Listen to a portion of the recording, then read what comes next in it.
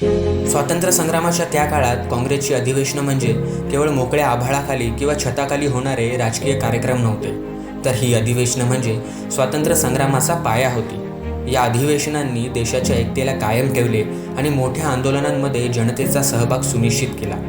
ही काँग्रेसची अधिवेशनच होती ज्यांनी देशातील जनतेचा इंग्रज राजवटी विरोधातील आवाज बुलंद केला.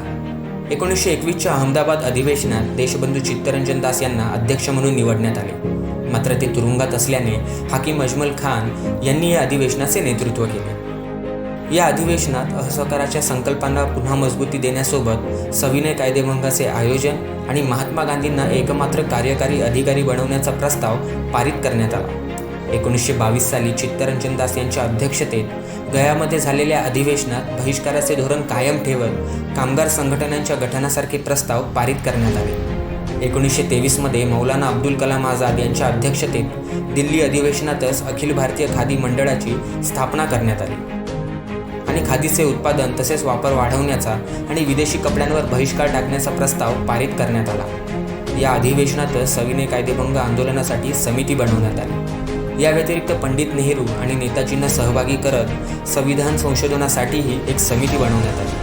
ही अधिवेशनं पाहिली तर एक गोष्ट लक्षात येते की काँग्रेसने सदैव हे मान्य केले आहे की प्रत्येक वर्गाला आपला आवाज उठवण्यासाठी एकत्रित होण्याचा अधिकार आहे.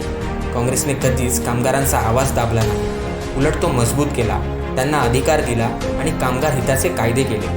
अगदी याचप्रमाणे खादीचा वापर काँग्रेससाठी कधीच राजकीय जुमलेबाजी नव्हता, तर देशाला एका सूत्रात बांधण्यासाठी आणि स्वदेशीला प्रोत्साहन देण्यासाठीचा बीजमंत्र होता.